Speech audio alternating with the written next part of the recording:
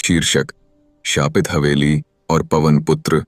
उत्तर भारत के घने जंगलों के बीच बसा एक छोटा सा गांव था, देवपुर।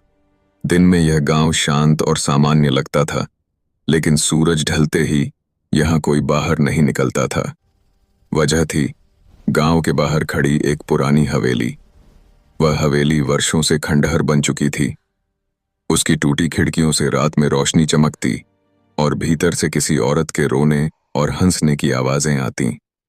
गांव वाले कहते थे, वहां एक भूतनी रहती है जिसने कभी इंसाफ नहीं पाया। पिछले जन्म का पाप करीब 25 साल पहले उसी हवेली में काव्या नाम की लड़की रहती थी। वह बहुत सुंदर और मासूम थी। हवेली के मालिक ने उस पर गलत नजर डाली। जब काव्या ने विरोध किया तो उसे हवेली के तहखाने में बंद करके जिंदा जला दिया गया। मरते समय उसकी आखिरी चीख थी, अगर मुझे न्याय नहीं मिला तो मैं इस जगह को नर्क बना दूंगी।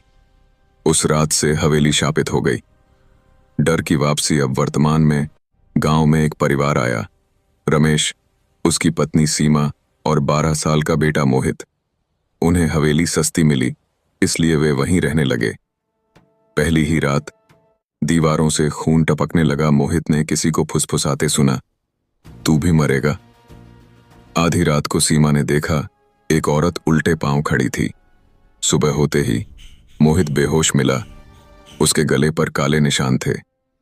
भूतनी का प्रकोप। हर रात भूतनी और ताकतवर होती जा रही थी। वह कभी बच्ची की आवाज में रोती तो कभी जोर जोर से हंसती। एक रात उसने अपना असली रूप दिखाया। जले हुए चेहरे वाली औरत, काली आंखें और हवा में तैरता शरीर। वह चीखी, इस हवेली से कोई जिंदा नहीं जाएगा। आखिरी उम्मीद डरे हुए गांव वाले पास के हनुमान मंदिर में इकट्ठा हुए। सबने मिलकर हनुमान चालीसा पढ़ी।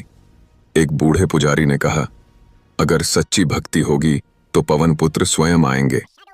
हनुमान जी का आगमन आधी रात को। मंदिर की घंटियां अपने आप बजने लगीं। आकाश में बिजली चमकी और केसरिया प्रकाश फैल गया। उसी प्रकाश से गदा लिए हनुमान जी प्रकट हुए। उनकी गर्जना से पूरी हवेली कांप उठी। अधर्म की कोई जगह नहीं। अंतिम युद्ध। भूतनी ने हमला किया, लेकिन हनुमान जी ने गदा जमीन पर मारी। पूरा तहखाना खुल गया और भूतनी की आत्मा उसमें खींचने लगी। वह चिल्लाई, मुझे न्याय चाहिए। हनुमान जी बोले, न्याय मिलेगा, लेकिन निर्दोषों को डराने की अनुमति नहीं। उन्होंने राम नाम का उच्चारण किया। आग की लपटों में भूतनी की आत्मा भस्म हो गई और उस